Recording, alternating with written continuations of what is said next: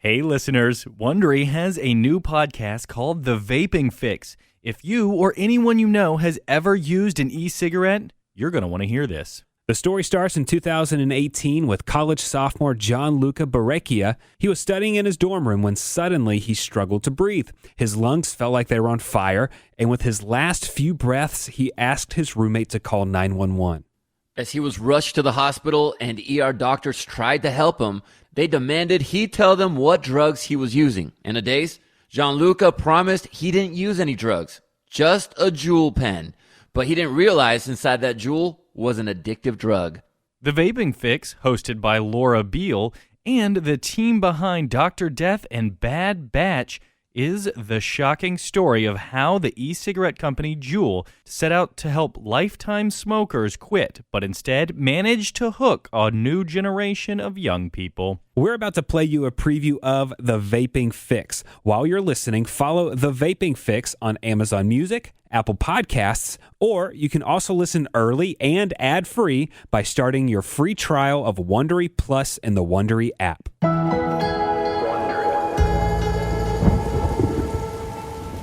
It was a rainy day in Orangeburg, New York in 2018. Gianluca Barrecchia was hanging out in his college dorm room between classes. An Italian flag hung on the wall above his bed as a homage to his Italian family back in Connecticut. North Haven is all Italians, so most of them are actually from the same area in Italy. So everyone always says when they see me around town, who am I not related to? Gianluca was a sophomore nursing major. His courses and exams could be intense, but today he felt unusually tired. And just not really myself. Like I didn't really have much energy in me to do anything that day. And it felt almost like I had a cold too. There was a heaviness in his lungs. It felt like almost like there was an elephant like sitting on my chest. And I was just trying to take like deep breaths, like extremely deep breaths to see if that would kind of clear it up. It didn't work. Maybe I just need a yawn and maybe that'll like help, or try coughing it out or something like that. But none of it gave him relief. So he turned to the thing that had been his source of comfort, his electronic cigarette. Without thinking, he took a puff. And then that's when I felt like I just couldn't breathe anymore. And it felt like my airway was just like closing almost.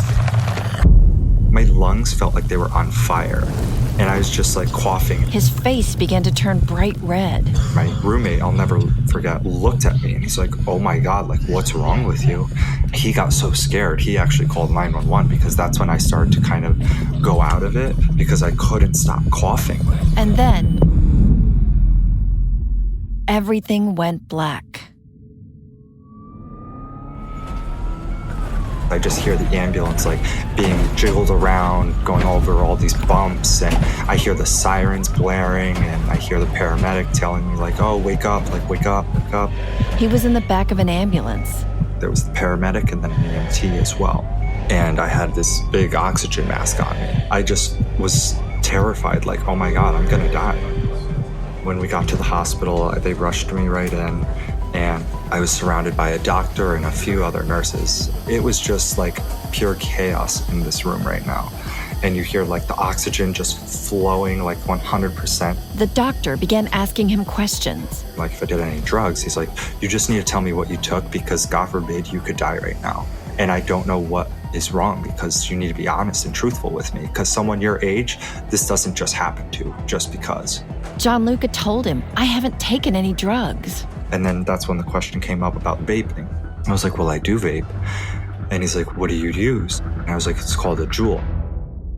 And he wasn't the only one. A warning for parents tonight. Do you know if your child is juuling at school? Across the country, high school students have become hooked on a device straight out of Silicon Valley. Another big story tonight, a disturbing study out about teens and vaping, and it shows a significant jump, nearly doubling the number from last year in the number of kids that are actually using these nicotine devices. It ended up becoming my oxygen. I couldn't live without it. I needed it all the time, every day. It would set Gianluca and so many others on a path to the highest offices in the land. I wrote an email saying, "Don't worry, girls.